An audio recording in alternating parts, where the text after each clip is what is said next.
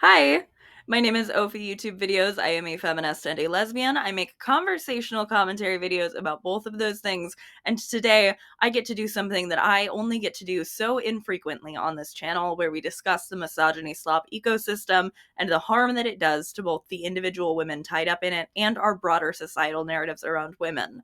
I get to bring you good news.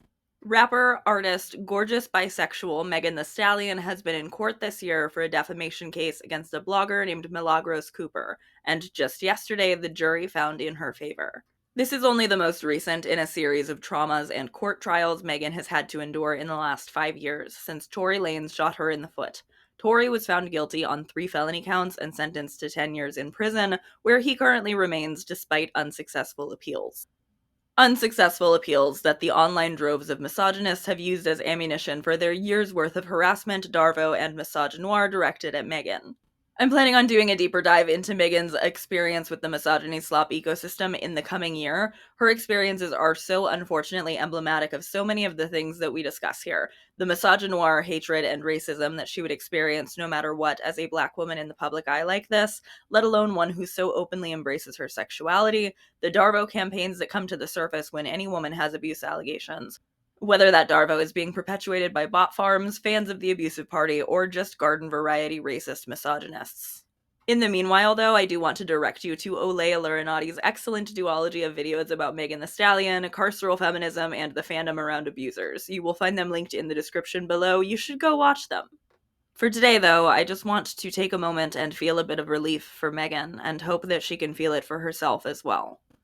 I truly cannot imagine going through what she has been through. Not just the violence of being shot by somebody who she thought was her friend, which would be traumatic enough on its own, but everything that came with it for her. The years-long harassment and misinformation campaigns, the systemic and unbearable disbelief aimed at this woman. And some of that disbelief aimed at her came from that blogger she just won against in court, Milagros Cooper. This is from an Essence article you can find linked in the description. The lawsuit accused Cooper of acting as an online surrogate for Linez, who was convicted in 2022 of shooting Megan in both feet after they left a party at Kylie Jenner's home in July 2020.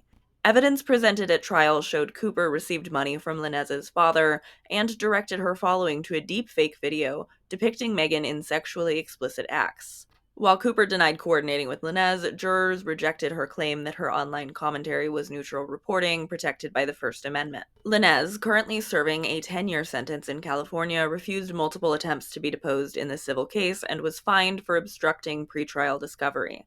His connection to Cooper surfaced repeatedly during testimony, including during a separate restraining order proceeding earlier this year in which Megan described ongoing harassment linked to Linez's supporters.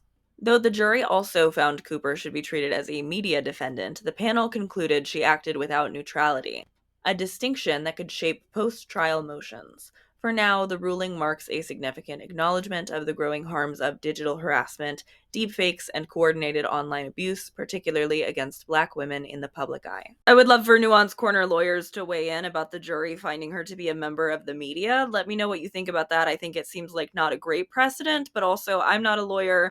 For the purposes of this particular video, I'm just trying to follow Megan's lead, and she is happy with the decision. I'm just happy. As was mentioned in this article, there is the potential for this lawsuit to be massively precedent-setting. I think it's important, as we acknowledge this as a win, to also acknowledge that any woman who faces off against the misogyny slop ecosystem like this does so not just for her own benefit, but for the benefit of every woman who may someday need these sorts of legal protections. Or even just everybody who would benefit from more purveyors of misogyny slop being afraid of facing this sort of consequence themselves. In fact, I would argue not only do these women not do it only for themselves, but that the very act of protracting this sort of thing by seeking justice in court is something that is always done at great reputational and personal risk to the victim. It's not just their own individual abusers and the supporters of those abusers who harass these women. It is the larger culture we live in, which wants nothing more than for women who experience violence and harassment to shut up about it. To shut up, roll over, take their abuse, and allow them to use anything they can find to try to paint her as a liar or as undeserving of our empathy. Even though the thing that is most often brought up as an example of Megan lying and not being trustworthy is something that, for me, and I think for anybody with half a brain or a heart, should elicit so much empathy in us rather than exclude her from that. Megan's reasoning for not initially telling the police that she was shot was because she was so fearful of racist police violence. She was trying to protect not just herself, but everybody who was with her, including the man who shot her. And people, I guess, just don't understand this. They weigh a panicked, self protective, but also selfless lie to the police during a traumatizing situation more heavily than they do the medical records proving that she had bullet fragments in her feet. People love to try to use this to create an imperfect victim out of Megan, and I was crying when I was rewatching her interview this morning. It makes me cry how unfair that is. How unfair any angle that anybody tries to take to discredit this woman is. I guess it's at least something of a reassurance to know, for as obviously incredibly difficult as all of this has been for her, that Megan seems to be aware of how unfair the way she's treated is. She told the court in Florida last month, "Everyone felt like I deserved to get shot because I talk about sex and I twerk. I'm the one who was shot. I don't understand why I am the bad guy in this situation. Honestly, I'm still not okay. I am upset about being shot. I still haven't even fully processed I was shot." I want to try to be careful in this video and in celebrating these sorts of wins to hold the space both for the enormity of this precedent being set, relief for the rightfully deserved win, but also for the gravity of the fact that Megan even had to do this. That she can not only be shot, but also harassed, disparaged, and denigrated this way and have to live with not even being seen as the victim. Megan was physically harmed. She was traumatized. She was in fear for her life not just because of the active gun, but then because of the police's involvement. And though she denies ever being in a relationship with Linez, he has still managed to enact a highly digital and crowdsourced form of post-separation abuse on her, even from the inside of a prison cell, in retaliation for her not lying to protect him.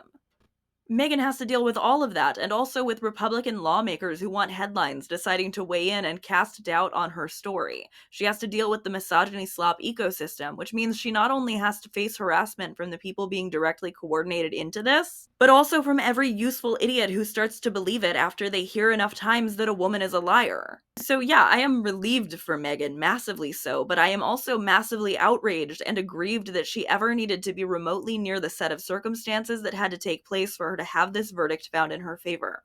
I'm really, really glad that she gets this level of vindication. I'm also fearful about what sort of narratives are bound to spring up around her if this fails to successfully shake off the hangers-on who will spew any vile misogynoir they can think of for a paycheck.